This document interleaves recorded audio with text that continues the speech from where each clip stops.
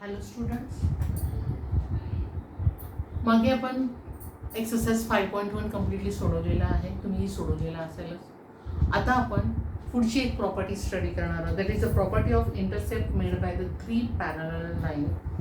Suppose there are the 3 parallel line there, x, y and z.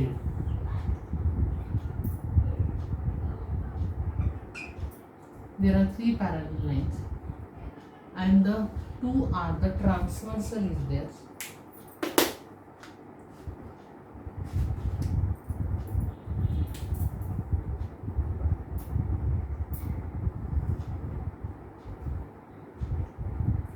L and M is the transversal, means line X parallel to the line Y, parallel to the line Z, and L and M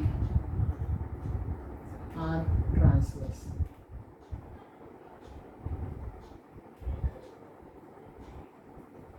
Which can make the intercept on the 3 parallel line may be the A, B, C, D, E, F. Then AB upon BC is equal to DE upon EF. He property तुम्ही study केलेली आहे, बरोबर आहे. आता ह्याच properties आपण पुढे use करणार आहोत. आता suppose there is a one segment is there. Suppose a b is a segment. The p divide the segment in the ratio as a 4:6. The point P divide the segment AB as a 4:6. Therefore, AP upon PB is equal to 4/6 is equal to 2/3. बराबर आहे. Then this point P, you know that this which is divide the segment AB, बरोबर आहे. Then what is the coordinate of the point P? ह्या P चे coordinate कोणते असतील हे आता आपण फाइंड आउट करणार आहोत. आता त्यासाठी आपण एक फॉर्म्युला तयार करणार आहोत. त्या फॉर्म्युला म्हटलं जातं सेक्शन फॉर्म्युला. आपण तयार करणार आहोत. ह्या प्रॉपर्टी आपण त्याच्यासाठी यूज करणार आहोत त्या सेक्शन फॉर्म्युलासाठी. Suppose there is an xy plane is there.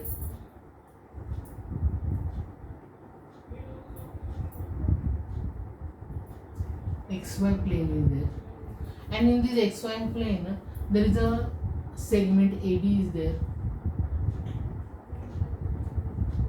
On the segment AB, the point P divide the segment in the ratio as M:n.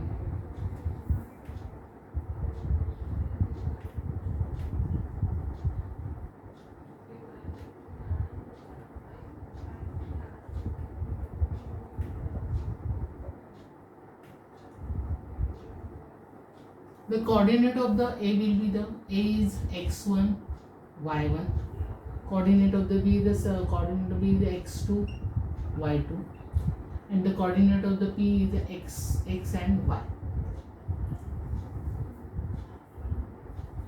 Then we can find the how to calculate the coordinate of the P. आपण हा formula तयार करू की P चे coordinate कसे काढायचे. आता ते काढण्यासाठी आपल्याला काय करायला लागेल. From the point A, we can draw the perpendicular on the x-axis from the point A. A मधून आपण एक perpendicular याच्यावर काढलेला आहे x-axis वर. त्याला नाव दिलं आपण C. Similarly, आपण second perpendicular काढणार from the point P on the x-axis which intersect at point Q. Also, we can again draw the third perpendicular line from the B on the x-axis which intersect the x-axis on point D is a D. आता आपण हे तिघांचे coordinate घेऊया. आता C चा coordinate काय येईल. साहजिक A चा असेल तोच असणार आहे, म्हणजे x1. पण y कोऑर्डिनेट काय असणार आहे 0. Q चा पण तसाच येईल x 0 आणि D चा येईल x2 0. बरोबर आहे. आता जर नीट ऑब्झर्व केलं तर आपण समजा पहिल्यांदा आपण या दोघांमधलं डिस्टन्स काढू. The distance between the c q कसं काढणार, एक्स मायनस x1, हा x1 आहे.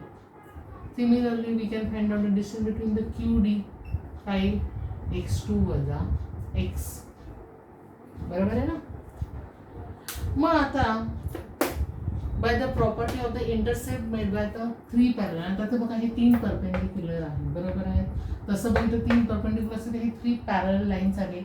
Means AC parallel to the PQ parallel to the BD, बरोबर आहे. आणि मग जर this property we can use it, means AC parallel to the PQ parallel to the BD, बरोबर आहे. मग property of the intercept made by the 3 parallel lines, तर काही 3 पॅरलल इंटरसेप्ट कसे ते सेम येतील, म्हणजे AP upon PB is equal to CQ upon QD येईल. मग त्याचा रेशो किती आहे, M/2n, हे आपण ऑलरेडी म्हटलेलं आहे आधीच, M अपॉन n येईल, बरोबर आहे ना. मग आता CQ अपॉन QD हे आपल्याकडे आहे. CQचं काय व्हॅल्यू आहे, x वजा x1 आणि QD आहे x2 वजा x, बरोबर M अपॉन n. मग cross multiplication n into x minus x1 is equal to m into x2 वजा x, n ने हे केलं nx minus nx1 mx2 minus nx. आता आपण x एका बाजूला आणूया, बाकी शिफ्ट इकडे करूया. मग nx आता मायनस mx इकडे आले की येईल प्लस nx, आणि हा nx1 इकडे शिफ्ट mx2 आहे तसं, आणि हा मायनस हा इकडे गेला प्लस nx1. मग ह्या दोघांमध्ये x कॉमन आहे, बाहेर काढला म्हणजे उरलं काय m प्लस n. आता या दोघांमध्ये जे आहे तसं ठेवूया, mx2 प्लस nx1. आता x ची कॉर्डिनेट काढायचे, x इज इक्वल टू काय mx2 plus nx1 upon n plus n, म्हणजे x चे कॉर्डिनेट आपल्याला मिळाले. जसे x चे कॉर्डिनेट तसे आपण y चे पण काढू शकतो. काय y is equal to my2 अधिक my1 upon m plus n, म्हणजे p चे कॉर्डिनेट आपल्याला मिळाले. कसे काढले ते, म्हणजे डायरेक्ट हा फॉर्म्युलाच आहे, सेक्शन फॉर्म्युला आहे म्हटलं तर एक्स कॉर्डिनेट कसे काढतो आपण, mx2 plus nx1 upon m plus n. तसं वाय कॉर्डिनेट काय my2 अधिक ny1 upon m plus n. हा जो फॉर्म्युला आहे त्याला म्हटलं तर सेक्शन फॉर्म्युला, म्हणजे यावरून आपण पी चे कॉर्डिनेट आपण काढलेले आहेत, बरोबर आहे. आता पुढचं आपण हे बघूया, त्याला म्हटलं तर coordinate of the mid point of the segment. आता मिड पॉईंट ऑफ द सेगमेंटचा आपण फॉर्म्युला बघूया. सपोज आता मगाशी आपण काय म्हटलेलं आहे की P divide the segment AB into M/n ratio. पण जर हा P जो आहे which is a mid point of the AB असेल तर असू शकतं ना, the point P is the mid point of the AB. Segment AB. मग जर तो मिड पॉईंट असेल तर काय येईल, naturally m is equal to n, कारण हा रेशो m आणि n असतो असं मी बोलले ते, म्हणजे m is equal to n. मग आपल्या सेक्शन फॉर्म्युलानुसार काय x चा कॉर्डिनेट आपण कसं काढतो, x is equal to mx2 अधिक nx1 upon m plus n. Similarly y coordinate y is equal to my2 plus ny1 upon m plus n. मग आता आपण म्हटलेलं आहे m आणि n इक्वल आहे, कारण तो मिड पॉईंट आहे P, त्यामुळे आपण चेंज करूया. mx2 प्लस n च्या ऐवजी आपण n टाकला, mx1 upon m plus n. याच्यामध्ये कॉमन आलं m, उरलं काय x2 plus x1 upon m plus n 2m. आता हा m कॅन्सल झाला, हा m कॅन्सल झाला, आपल्याला मिड पॉईंट फॉर्म्युला काय मिळाला, x is equal to x2 plus x1 upon 2. म्हणजे हा केव्हा, जर तो पॉईंट पी पॉईंट हा मिड पॉईंट असेल तर, नाहीतर नाही. सिमिलरली इथेही तसंच येईल, my2 plus my1 upon m plus n common y2 plus y1 upon 2n, mm cancel झाले. देखो y is equal to y2 plus y1 upon 2. म्हणजे आपल्याला हे दोन फॉर्म्युले मिळाले. आणि हा फॉर्म्युला केव्हा वापरायचा, जेव्हा पी हा जो आहे तो मिड पॉईंट असेल तर आपण डायरेक्ट या फॉर्म्युल्याने आपण एक्स आणि वायची व्हॅल्यू काढू शकतो. हे दोन फॉर्म्युले आपल्याला मिळालेले आहेत. आलं लक्षात. The coordinate of the mid point आपण ह्या पद्धतीने काढू शकतो. आता समजा आपण सेंट्रॉइड फॉर्म्युला आपण पुढचं बघतोय.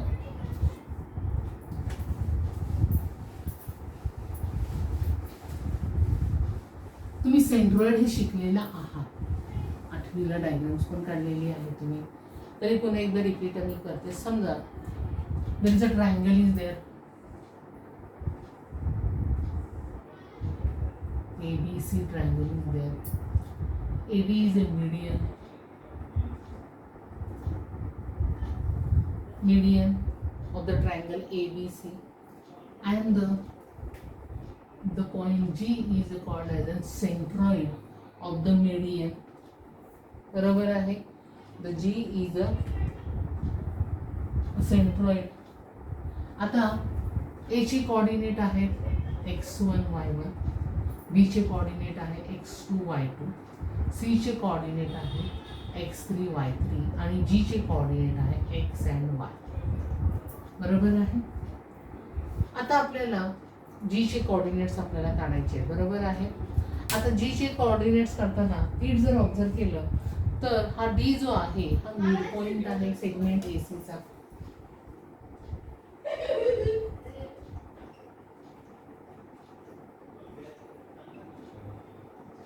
सेगमेंट BC चा. बरोबर आहे. मग मिड पॉइंट फॉर्म्युलाने D चे कोऑर्डिनेट्स x कोऑर्डिनेट काय आहेत सांगा काय, x2 अधिक x2 प्लस x3 अपॉन 2 आणि y कोऑर्डिनेट काय y2 प्लस y3 अपॉन 2. बरोबर आहे. मग हा आपण काढलेला आहे. आता नीट जर बघितलं तर हा G जो पॉइंट आहे which is a lie on the AD. बरोबर आहे. आता G जो आहे which is a centroid of the triangle ABC.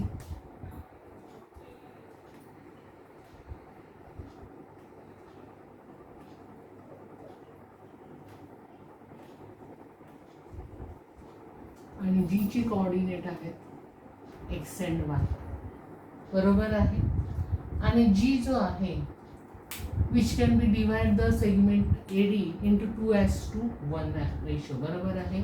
means AG as to GD is equal to 2:1 means it is equal to n/n.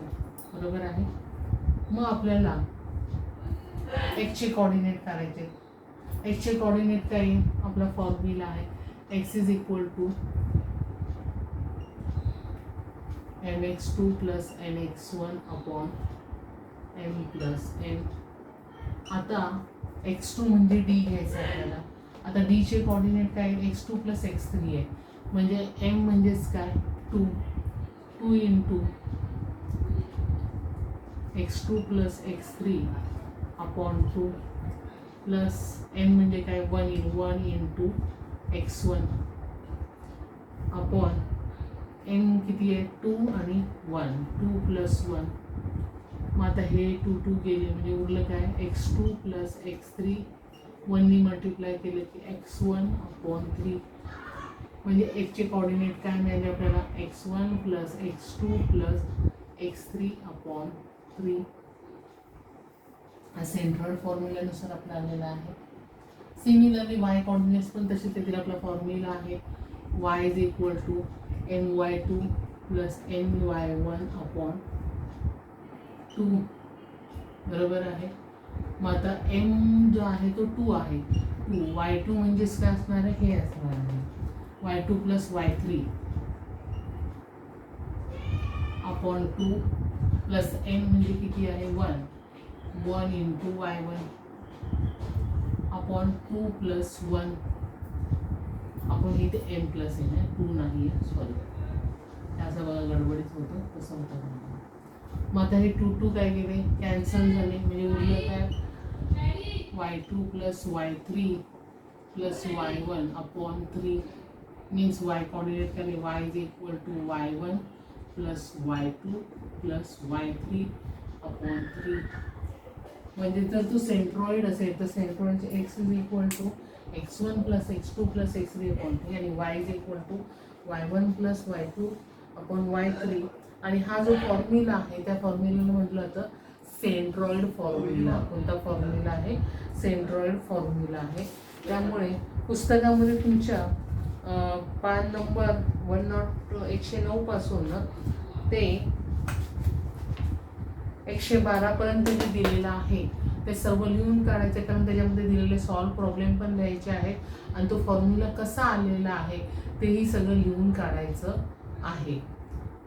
आणि हा आता मात्र कसं काढायचा फॉर्म्युला आलेला आहे तो फक्त विचारला नाही, फक्त आपण प्रॉब्लेम सोडवताना ते तिन्ही फॉर्म्युले यूज करणार आहोत प्रॉब्लेम सोडवताना.